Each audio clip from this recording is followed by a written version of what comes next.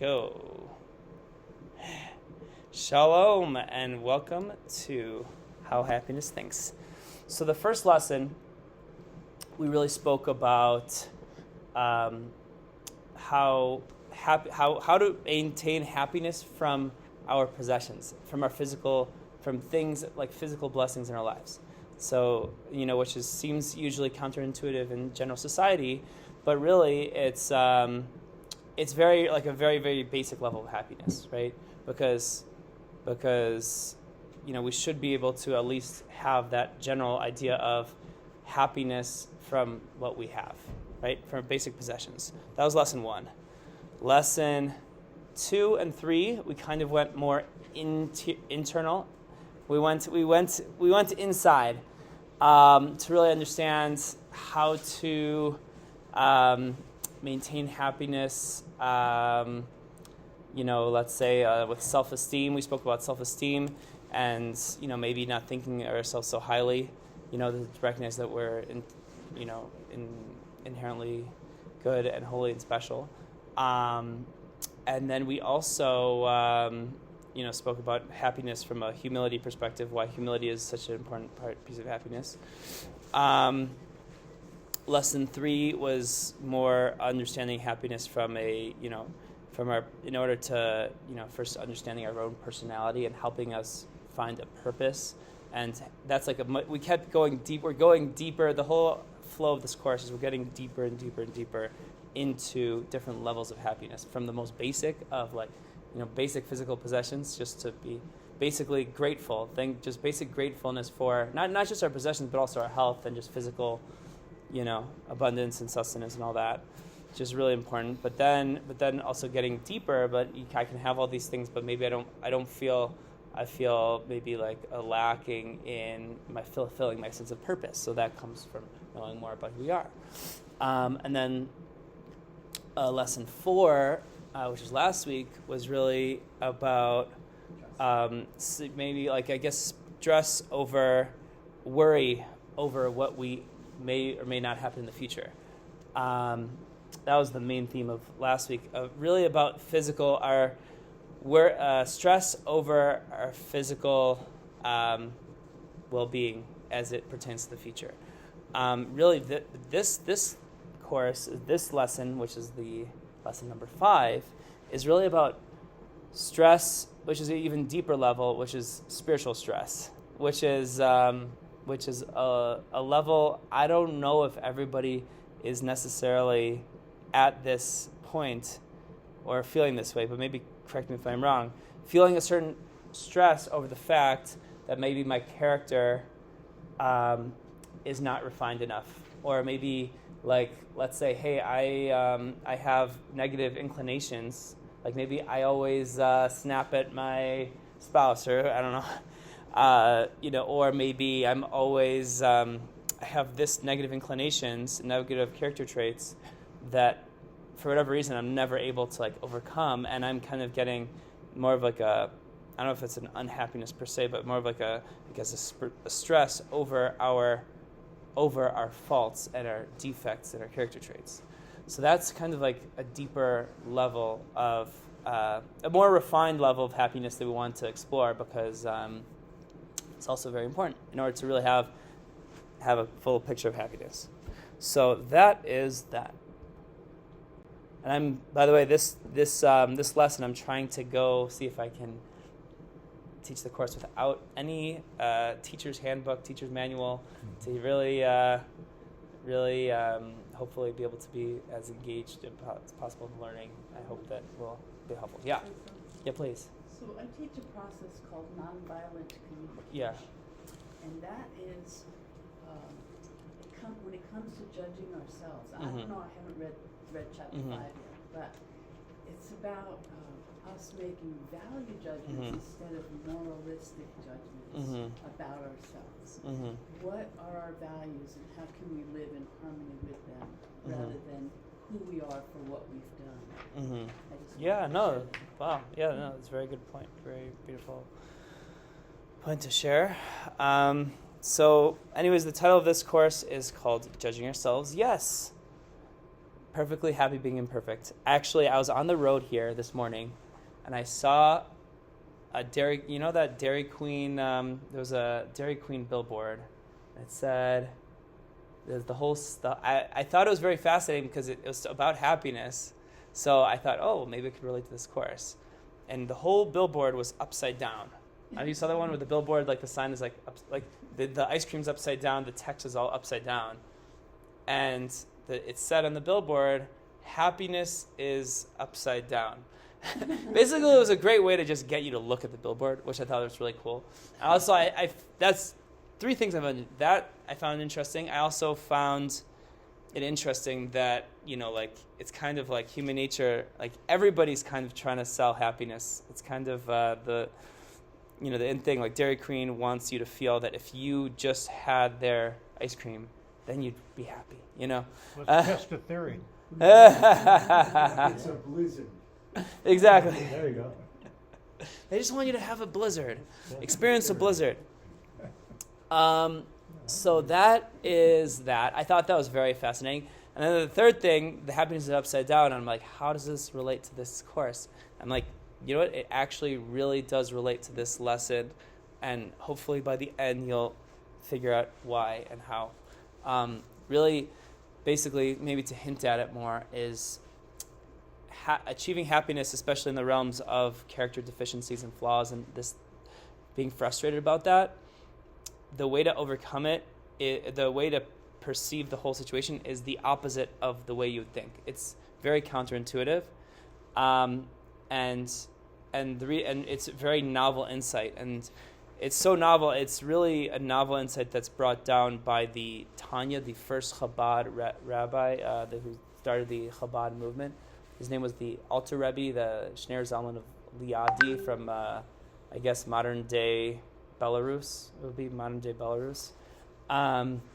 He wrote a very fundamental work called the Tanya, 53 chapters, really talking about what is the soul, how do we overcome, and really chapters 26 and 27 of his magnum opus, so to speak, really delves into this topic. How do we approach overcoming our character deficiencies, and how to fight it, and how to do it with joy. So that's that.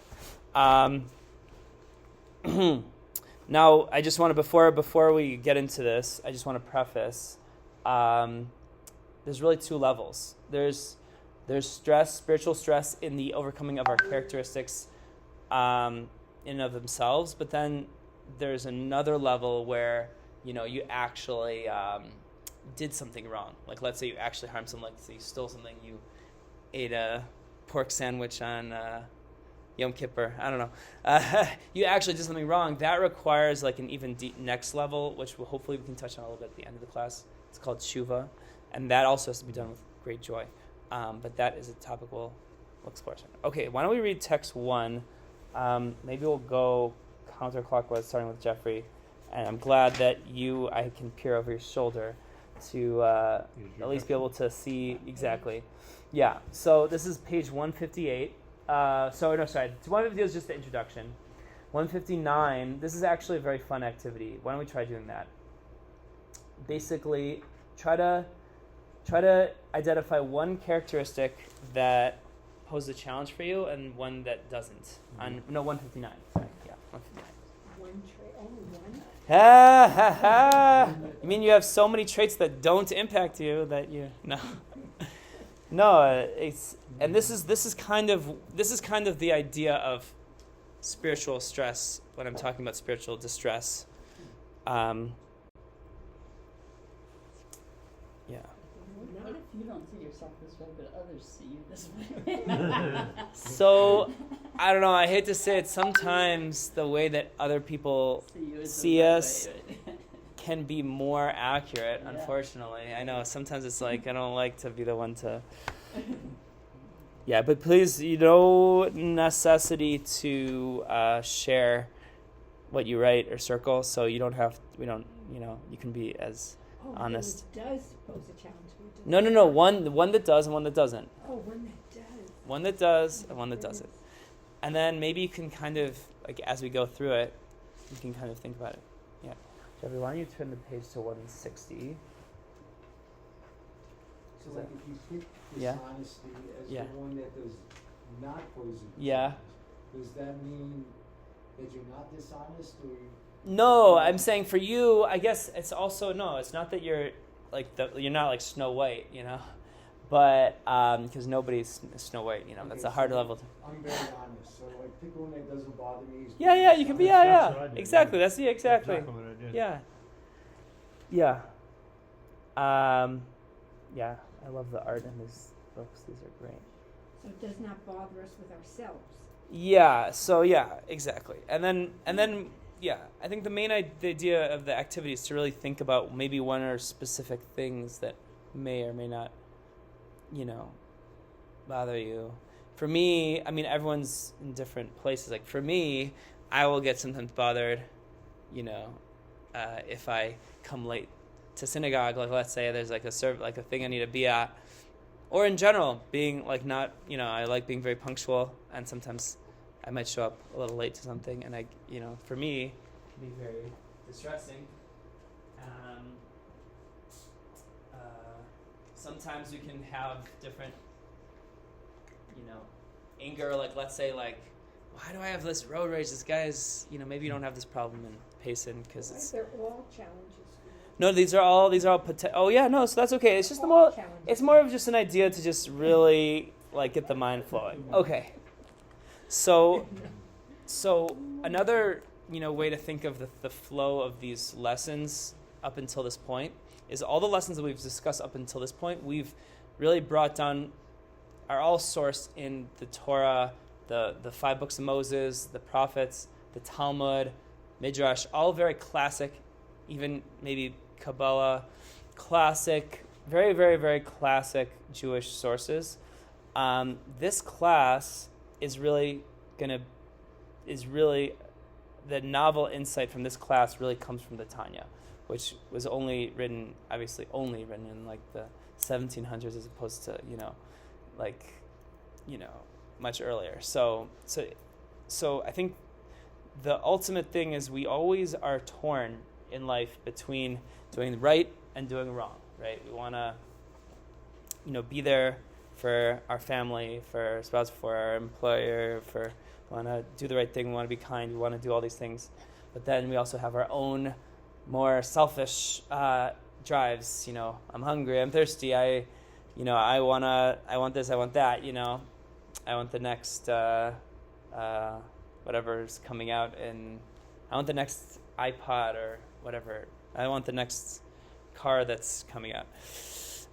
So we have these like different opposing things, and there's nothing wrong with either side really, or nothing wrong with being selfish, but to recognize that there's really we have two souls within us. According to the Tanya, he brings down that we have 2 souls.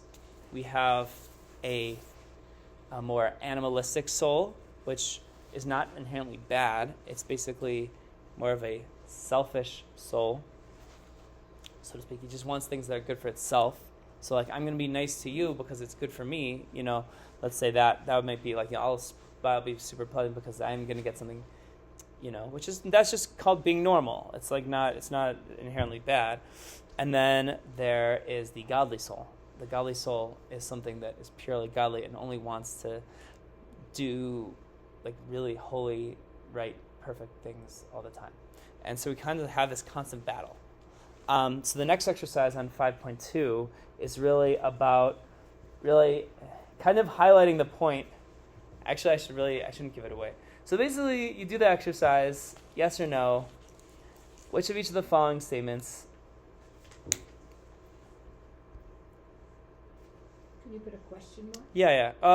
Well, that ruins the whole point of the activity. Okay. Well, I shouldn't give it away. Because sometimes. Yeah. No. But sometimes. No. So that's okay. So that's. I'm kind of giving it. I don't know if you can hint at what I'm getting at. The whole purpose of the activity, but. Okay. This is just what I was speaking about earlier. The 2 levels of spiritual distress, like actual flaws and actual sin. Okay, the main point is the one. I don't know what that image has to do with This it. is not an all or nothing. Ah. It depends on what's going on in your life, Okay. You're dealing with. So I Yeah. have question marks. No. So that I'll explain in a second that to a certain extent that is the point of the activity. You'll see. Yeah. So.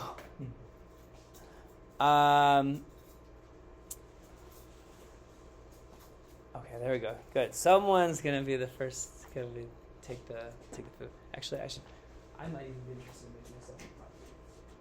Oh, I think the hot water is officially warm. So I have a variety of teas and some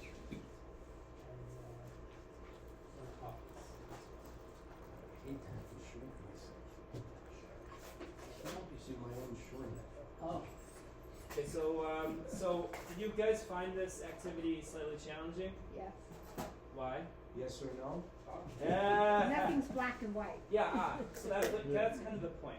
The point is how can it be that maybe I might answer, I'm a selfish person, no, and not a selfish person, and then also answer no. It seems like so either yes or no. Like I'm either this person or I'm that person. And the whole point of this activity is to really highlight the idea that we have two souls. Because we have, even though it is seemingly confusing because we always think of ourselves as one soul, one person. We're not, obviously we are one soul, really one soul, but it's two, we're also two souls in a certain respect. And this is really to highlight this point, is that sometimes we feel selfish, sometimes we feel selfless, and both can happen. At any given moment, our godly soul could be activated or our animal soul could be activated. And it's all about figuring out at every moment to try to be more aware of, hey, which is this my godly soul or my animal soul that's kind of wants this right now? I know my wife was she's really good at coaching, dating coaching, coaching, she had some friends that she was helping through the dating process, and it's is this from the animal soul or from the godly soul that makes you feel good about this, this perspective, thing, Yin and yang. Sorry, yin Yin yang. and yang. Yeah, exactly. Yeah. So the tale, the tale of two kings. Basically, this is the famous analogy, is you have this battle between the animal soul and the godly soul. Think about it like the best analogy is you have a city, you have a town in Payson. You can have one person to be the mayor of Payson that's really in charge. I mean, we don't really have a monarchy in Payson, but imagine you had a king of Payson. Only one person can be the king. And there's always going to be a battle between who's going to be that person. Is it going to be a Republican or a Democrat? Right? You can use, we don't do politics at Chabad, so you can use your own head of which one is the godly soul, which one's the animal soul. But in the analogy, but yeah, the whole question is the whole thing is we have this constant battle. We're constantly working to figure out who it is, and also embracing the battle. That's what we're going to get at. Two types of people: tzaddik, Beinoni. Okay, Sud, we're gonna read the next source text 1a, to really get the ball rolling. You know what, Donna? Why don't you read text 1a, and we'll move counterclockwise this time. okay. This is like Tanya 101. This is the most fundamental lines from the magnum opus of Chabad Hasidic philosophy. So there you go. Okay, Go two for it. souls within. Yeah. Each of us, whether righteous or wicked, has two souls. As it is written, I have created souls. Yeah, so it's actually very fascinating that he uses a verse from Isaiah to actually prove this. It is a novel insight that he's bringing, but he has proof text from it based on a verse in the Torah. Yeah. One Okay. soul originates in unholiness, and all negative character traits stem from it. This soul is also the source of positive traits such as mercy and benevolence. Yeah, which is interesting, meaning to say that there is, even though it originates in unholiness, you can have positive traits that come from it. Like, for example, survival instincts, all of that. Survival instincts, that is all comes from the animal soul, and that's not bad. That could be good. Okay, yeah. Okay, David Cedarbaum, why don't you read text 1B? You got an easy one. You got it easy. Easy. Maybe I'll give you 2. I'll have you do 1B and text 2. On page 162. My animal part of me is saying, you ready? Yeah. Divine soul's origin. Our second soul is a part of God above, literally. Yeah. So that is the source in the Tanya that discusses the godly soul. That's the first time he brings it up. Okay, you want to read text 2 also, since you can. I'm tired of reading. Oh, you're tired of reading. Is that your godly soul talking or your animal soul talking? I'd be happy to read. Okay. Yes or no, right? Right, Jeff. You're going to read it or not? The Yeah. eternal battle. Imagine 2 kings locked in battle, each desperate to gain control over the same city, so that all its inhabitants will obey his every decree. That same battle rages within each of us, between our 2 souls. Our divine soul longs to be the sole ruler of our body and its functions, directing all of our limbs to serve as a vehicle for her. But I just want to say, yeah, soul, he wants to be the sole ruler, no pun intended. Oh, no, okay, just sorry. Soul, I got it. Each soul wants to be the sole ruler. Okay, sorry. When you're reading it, you don't see the pun, but when you say it, you hear the pun. Okay. Okay, keep going. Its rival, the animalistic soul, desires the exact opposite. Okay, beautiful, beautiful. Okay, Jeffrey, I'm gonna just turn your page for you because I'm going. Okay. Oh, you have a little bit more on 164. You have one more paragraph there. Nevertheless, the desires of the animalistic soul are ultimately for our benefit. For when we overcome them, we emerge more spiritually empowered. Yeah. And I think the way I like to think of the godly soul and animal soul is like, a horse and its rider to a certain extent. Meaning to say that the ultimate purpose of the animal soul is to be subdued and to do the will of its rider. So and the animal soul is actually extremely important and crucial in the whole relationship because first of all, it's the first soul, it's the primary soul. It's almost the way that the Alter brings in the Tanya. He's like, okay, there's the primary soul, which is the animal soul. Okay, then you also have this other soul called the godly soul. He's cool too. But really, the whole purpose is to subdue and elevate and transform the animal soul, so it will be like that stallion at the Kentucky Derby. That'll do. It will, because then when you're able to do that, you can accomplish so much. When you're able to transform. How do you spell it? Godly soul? Oh, godly soul. Godly soul. Yeah, and so the thing that's also a thing that helps us really think about it is it's brought down. Our teachings bring down that the animal soul comes to the child at birth, but the godly soul only gradually comes into the body, comes in gradually and gets fully manifest, I guess, at bar bat mitzvah age. That's our tradition. Because that's why it's when you have a little child, they are literally all about them. They don't care. They don't have any awareness at least the beginning of doing things for the sake of someone else. They'll do things for candy. They'll do things for praise from their parents, but do things to be exclusively a selfless person, a godly, selfless individual, that capability is not until you get older. Okay. Text 3. Michael, why don't you read text 3? Yeah. And then this next slide will be relevant. Okay. The few righteous. Right here. God saw that the righteous are few in number, so he planted them in every generation. Yeah. Okay, so now that we have the basic background of the idea of being 2 souls, now we're going to understand that there's really 2 types of people. There's tzaddikim and then there's not tzaddikim, righteous people, and then normal people like us. And so the Talmud, just so you have just a basic idea, a background, the Talmud teaches that if you have more merits, they give a totally different definition of what is considered a tzaddik and a not tzaddik. They say, if you have more merits than not merits, then you're a tzaddik, or you're a righteous person. If you have more demerits than merits, then you're wicked. And if you have balance of both, you're called what's called a Beinoni. Beinoni is like an intermediate person. But the author of the Tanya does not use that definition. He actually prefers a different definition. And he will define a tzaddik as someone that is completely overcome their negative inclination entirely.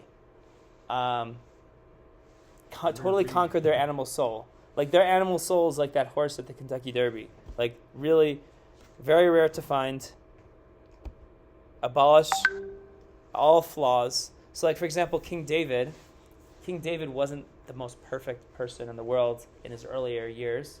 He obviously, I don't know how much everyone's reversing the Bible stories, but King David, he had the sin with Bathsheba, so he wasn't really perfect. But over time, he actually worked on himself, and he really, really worked on himself very, very hard, and he was able to completely obliterate his negative inclination and totally transform his animal soul.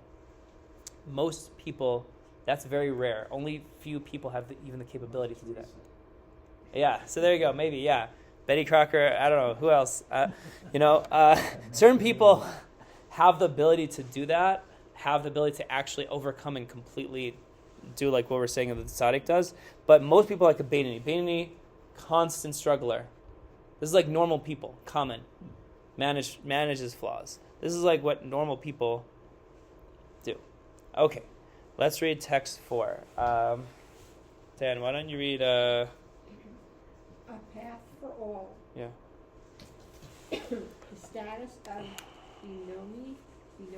Yeah, Beinoni is the... So this is the Beinoni. Okay. There we go. I wish I had a pointer, but Beinoni... Beinoni. My finger's my pointer. There you go. Beinoni is the struggler, the person that is constantly struggling, and this is what normal people... This is normal, but constantly struggling, but also succeeding. Because we have the ability through our thought, speech, and action to constantly overpower it. Okay, yeah, go. How do you say the other one? Tzaddik. A tzaddik means like a righteous person. A Beinoni means, officially, it means like an average, intermediate person. But we're going to find that Beinoni is actually a really amazing thing. It's great to be a Beinoni. Okay. The status of Beinoni is attainable for all people. Achieving this status ought to be every person's goal. At any time, any person can be a Beinoni because the Beinoni doesn't... Wait. Sorry. I want to just make sure you're pronouncing the word right. Beinoni. Beinoni. Yeah, Beinoni. Beinoni. Yeah, actually, I'll tell maybe the way to remember it is there's this... When I was in New York last year for the conference, I actually went to Shabbat meal. The guy's name, his last name was Ben Oni. And I'm like, that is so cool. Like, your name is Beinoni. He's like, So actually, I don't want to confuse you too much. You're confusing me. Am I confusing you too much? Yes, Beinoni. Beinoni. Yeah, so Benjamin, the Benjamin, the name of Benjamin, he was called Ben-Oni, the son of a poor person. But yeah, Beinoni. It means Beinoni. The word Bain means like between. That's like the way to remember it in Hebrew. It's like a Beinoni is like an intermediate person. Okay. Yeah. It seems like this is counterintuitive. Where it says achieving this status ought to be every person's goal. I thought the one would want to become a tzaddik. Good. This is amazing. Yes. I'm glad you found that. This is going to lead to the upside down Dairy Queen ad I was talking about. I'm sorry, I didn't hear what you said. Well, it says here that everyone should strive to achieve to be a Beinoni, but to me, I would think that everyone would want to strive to become a tzaddik, that way, which is a righteous person. Yeah. Why would you want to become the middle? Yeah, why would you want to be? You want to be average. Also, it's annoying to be a Beinoni because look, constant struggler. You know, it's who wants to be constantly struggling? It's so much hard work. It's very, very frustrating, spiritually frustrating, and can create a lot of spiritual stress in our lives. And we're gonna get to the point. Maybe should I spill the beans? Should I spill the beans? So, if I were to spill the beans, basically the reality is first of all, most people don't even have the ability to become a tzaddik. Anyways, so it's not even in your capability. So, like a great analogy, like the great analogy is like, the pauper, he sees like the princess of the entire kingdom, she's like Miss Universe or whatever. Like, he doesn't have any like desire to marry Miss Universe because he's like it's not even on his radar at all. It's not. Being a tzaddik is really not on our radar, really at all. Because God doesn't expect us, because we are not. It's a soul type. It's a soul type that we don't possess. 99.999% of people have the ability to become a Beinoni, and that is the ultimate purpose. And that is the ultimate purpose. The purpose is the struggle, and that's what God wants. God wants us to be the struggle. And so when we recognize that is the ultimate purpose, that struggle is kind of the whole purpose of why we're here, is to have these challenges. Challenges in life is the whole purpose of our existence. So when we recognize that doesn't get us down, make us feel unhappy, but rather makes us feel happy. So you try to connect to the course happiness. It makes us feel happy because we're able to overcome. We're able to recognize that this is what we're all about. And so that brings us happiness. Okay. Did you finish reading the quote? Did you finish reading text 4? Did I cut you off? No. I cut you off in the middle. Okay, sorry, so that was not okay. Remember how to pronounce it. Beinoni. Beinoni. There you go. Okay, the status of Beinoni is attainable for all people. Achieving the status ought to be every person's goal. At any time, any person can be a Beinoni because the Beinoni does not have an aversion for the unholy, which is a feeling that we cannot successfully control. Mm-hmm. Rather, the Beinoni's task is only to turn away from evil and do good. In actual practice, in deed, speech, and thought, in these areas, the choice, ability, and freedom are given to every person to act, speak, and think in ways that are contrary to the desire of the heart and even diametrically opposed to it. Yeah, so the one thing I'll say is, I'm so glad we learned in lesson 3 the 10 sfirot, because it really helps bring context to the whole thing. Remember we spoke about the 3 intellectual characteristics and the 6 emotional, and the 7 emotional. But really the whole idea is that tzaddik is one who's really his actual emotions are completely pure and don't have any blemishes in them. That's not normal. That's not normal for a normal person. A normal person, a Beinoni that has the potential to be a Beinoni, has flaws in their emotions. But what does he do? The second that those emotions try to enter their thought, speech, and action, you instantly, the Beinoni will push away any negative thoughts. The second a negative thought comes to your head, to a desire to do something wrong or anger or whatever it may be, the Beinoni will push it away, and not let any negative elements of their soul makeup be expressed, and only the positive elements of their soul makeup be expressed, because the only way for our soul, the 10 sfirot of our soul, to be expressed is through thought, speech, action. So if you don't think about negativity, you don't speak negativity, you don't do anything negative, then you are a Beinoni. It is hard work, but that is something that's within reach of every single person. Okay, so this slide, expectations, unreasonable expectations, no expectations. So I think the best way, I think this is also a general point about happiness in general. Oh, you know what? This next activity is gonna help. Let's do this. This is a really great activity because it really helps really understand and appreciate this idea of expectations. Exercise 5.3. So I should read the instructions. Sorry. Realistically, to which degree are the following scenarios likely to frustrate you? Number 3 would be not at all frustrated. 2, somewhat frustrated. 1, very frustrated.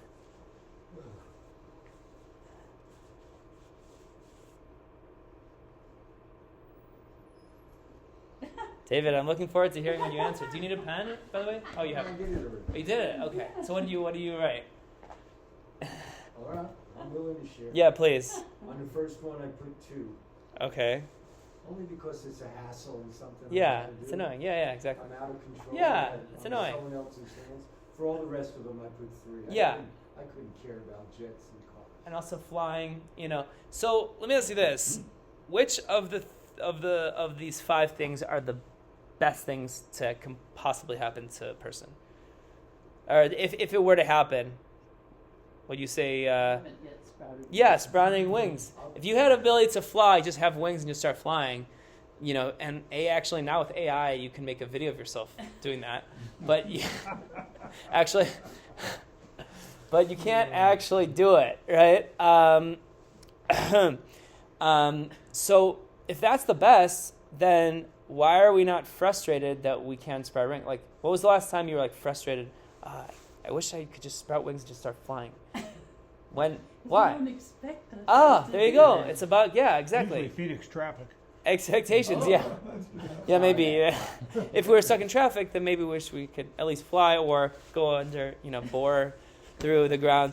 Yeah, but it's because it's out of our expectation. It's not within it's out of our league, so to speak, with the analogy of the pauper and the Miss America. It's totally not even possible at all. So it doesn't bring any unhappiness, the fact that we don't have wings, right? So too, everything in life, this is a great, more of just general topic about happiness in general, is the more things that we just look at it in life with not expecting, no expectations, then happier we'll be. If you have all these unreasonable expectations, then it's just breeds to more unhappiness. I think the biggest thing for me when I was in the dating world, and you meet the one person doesn't work out, you meet the next person doesn't work out, and at a certain point I was getting all frustrated. I was getting really, but then I realized, wait a minute, I had this expectation that it's my God-given right that I'm supposed to find my soulmate, right? But who's to say that I have that right? I shouldn't have that expectation. If it happens, that's great. If it doesn't, so it's the less expectations we have in life in general, the more smooth sailing life becomes. Frustration, unreal expectations is the frustration. No expectations, no frustration. Okay. Text 5 will shed more light onto this topic. Okay. I think Jeffrey's turn. Unrealistic expectations. Go for it. To the contrary, despondency over your spiritual struggles stems from an inflated self-assessment, from not recognizing your place.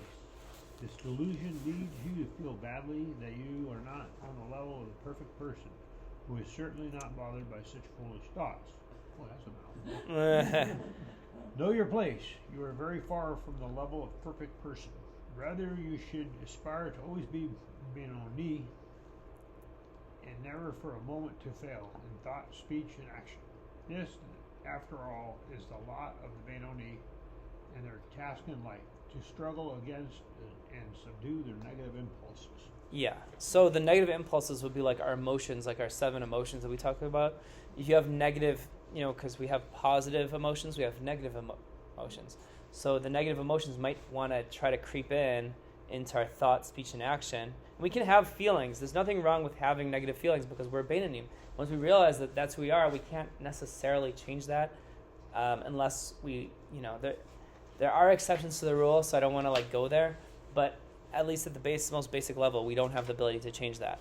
So it's okay to have negative emotions inside, but what's not okay is to let it linger in our thoughts, our speech, and our action. So So if it's an emotion, maybe you might the thought might pop into your head, but you have the ability instantly to push it away. Like we spoke last week, thinking about something else, thinking about purple elephants or whatever. So we can, yeah. But then it comes out in your body in some way as a health issue. So I think that would be more related to last week's lesson about if you have emotional worries, you can cast it away or speak it. Remember we taught Dagilblev Ish Yasichana to speak it. Sometimes we do need to have professionals in our life or friends or spouse or whatever to discuss things that are like emotions that are really bothering us, and that's okay, And always push it away. No, yeah, I know, and it's okay to speak about negative emotions. The whole idea is that, then that would be not negative.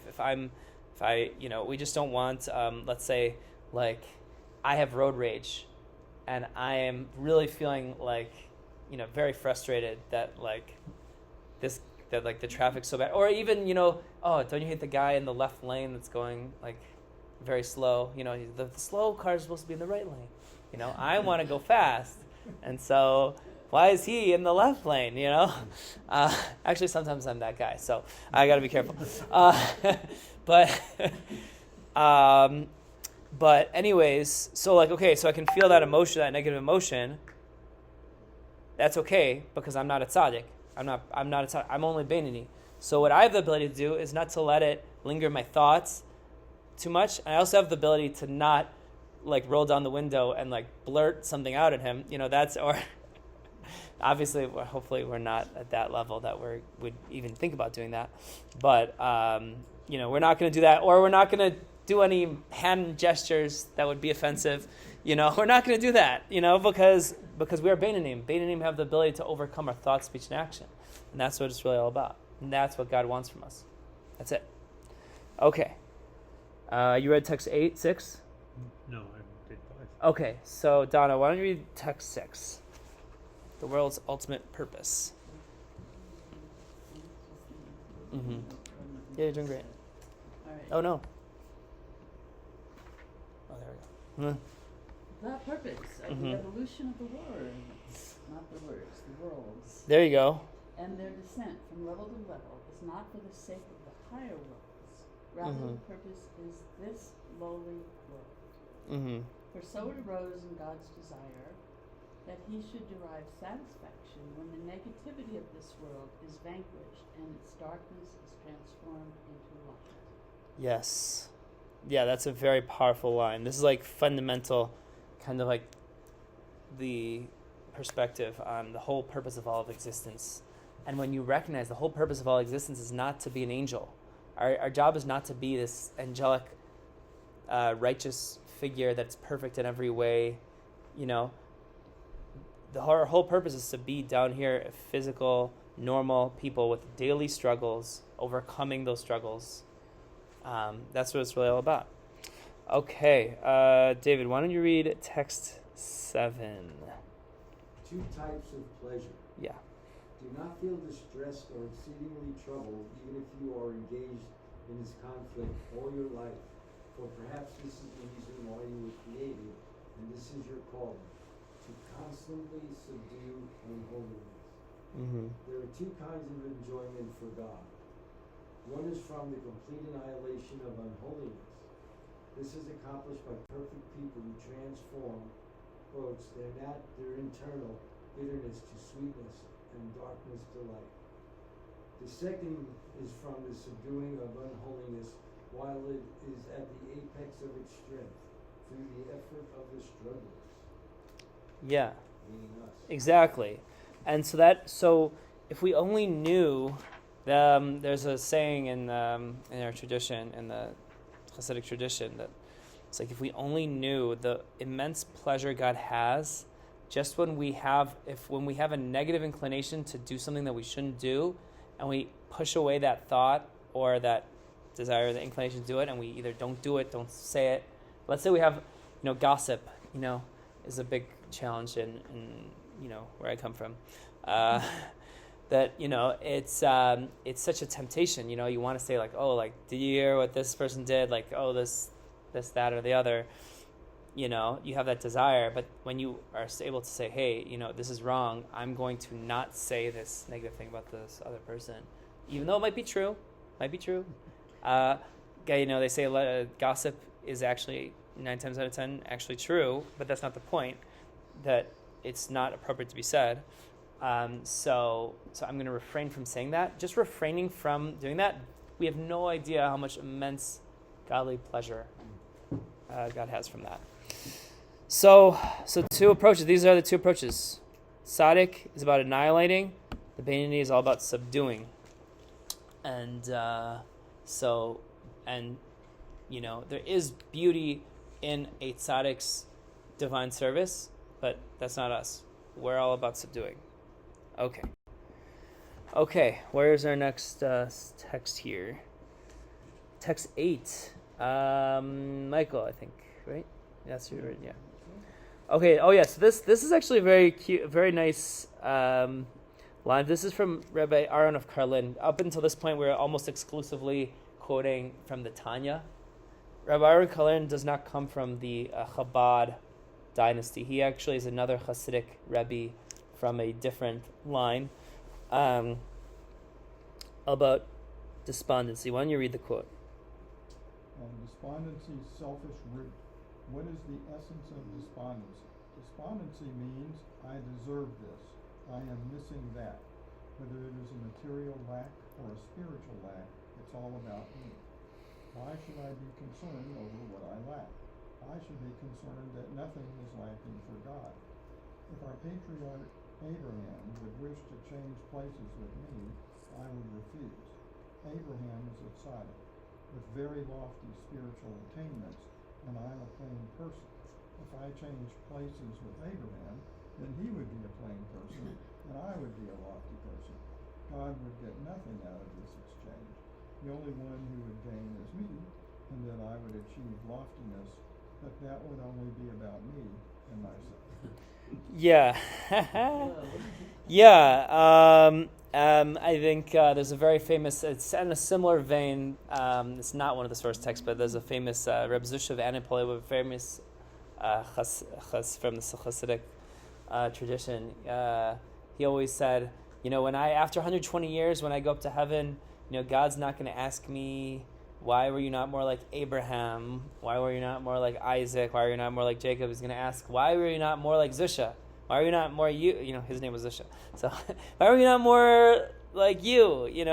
And that's really what it's all about, is to recognize who you are and to, try to be the best you can be.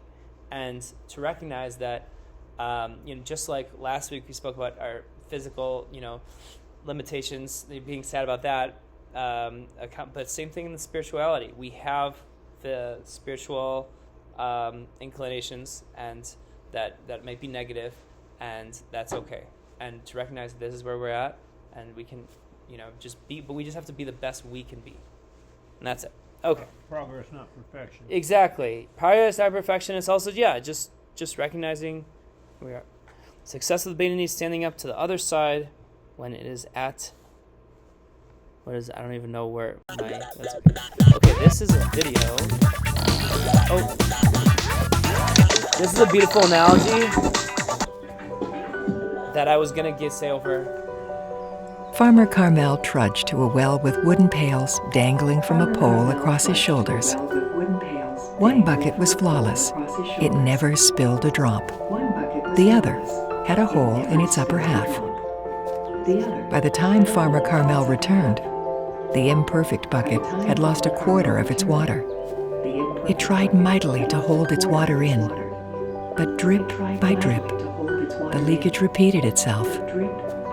"I'll never be perfect," it wailed one day.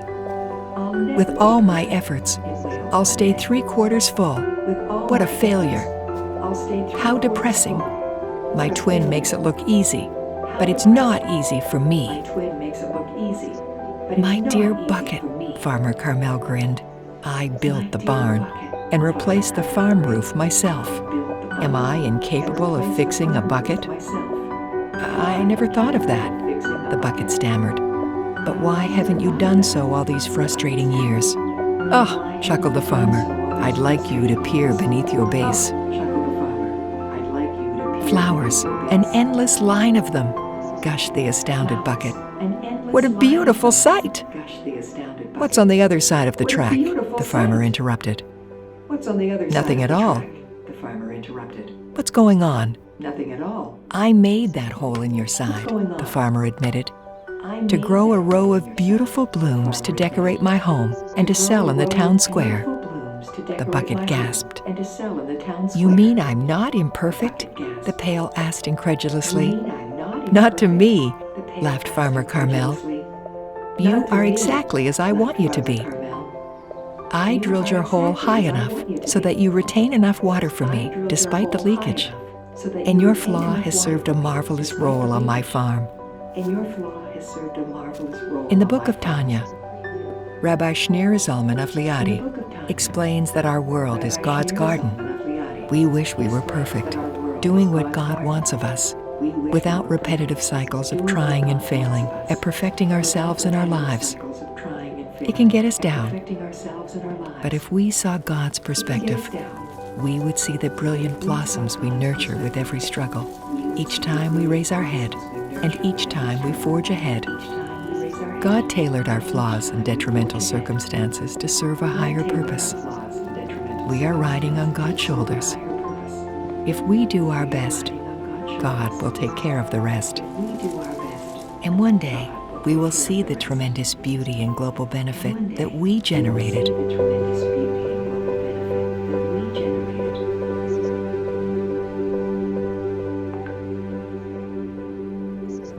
That was really nice. So, yeah, such a beautiful analogy. Obviously, it's not a true story. It could have been a true story, but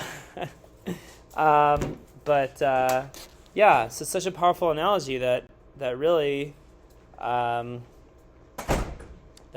any flaw that we have is by design, because God wants the fact that we have flaws, because when we work on it and have that struggle, then that is what brings the beauty.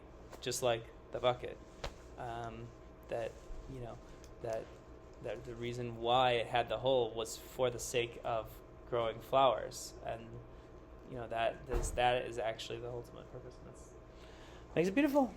Okay, let's read the next. So this is just another beautiful line from another Hasidic Rebbe that is not from the Chabad tradition, from a different tradition. Text 9. Just to highlight the idea of our struggles are meant for us. Whose turn is it? Yeah, go for it. Okay.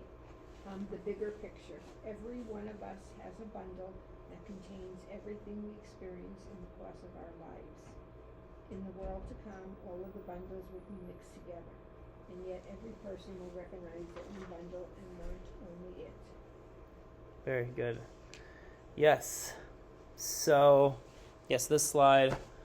So anyways, everyone has their own bundle. I don't know. Yeah, this slide. I don't know if this relates to this quote, but anyways, everyone has their own bundle, and everyone has their own purpose in life. And it's a classic saying. I'm sure it's even brought to in other cultures that, if we only knew what other people were struggling with, then we would for sure only want our own struggles, because that is what is divinely given to us. God, kind of connecting what we spoke about last week, that God only gives us the challenges that He knows that we can overcome, because He made us each with our own unique struggles. So it's kind of, so it's frustrating. We wish we could why couldn't I be Porter Tzaddik? Why do I have these particular struggles? So, and that's where we have Tzach. Just in time. Perfect. Yeah, okay. So up until this point, so I'm glad the first hour we were able to, shouldn't we, do you guys want to take a small quick break? Yeah, why don't you stretch, if you want, take some tea, take some, help yourself to a melon. And I went a little bit above and beyond today, because I'm just you know what? I just figured, maybe I was just feeling my golly soul just extra, I was just feeling extra, I just want to Also, I thought that since it's getting colder, I think having hot liquids is good. Okay, but anyways, so up until well, the actual. David, do you have any comments? Things? Very interesting. Yeah, maybe I'll take this opportunity to plug. Why are we born to struggle? Because I always hear God doesn't want you to struggle. He wants you to So that's be joyful. So, well, the first half of what you said is, as we've learned in this lesson so far, is not true, because God wants us. That's the paradigm shift. This is kind of like the upside down perspective. You know what? Maybe I'll take an advantage of this.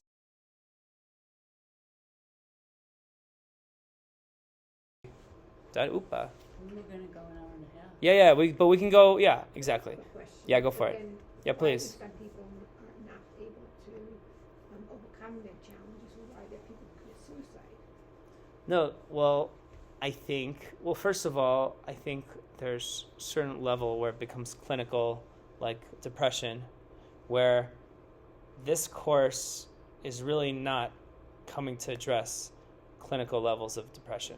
That if anyone has a clinical level of depression or self-mutilation or any inflicting harm on themselves, then that is when you have to see a professional like Donna or someone who's not yet retired. We have 3 on the Zoom course. We actually have 3 psychology professionals that are taking the course for their continuing education credits, and any of them, I'm sure, would be happy to see more clients. And for the people that are struggling with those things, they need extra help. They need help.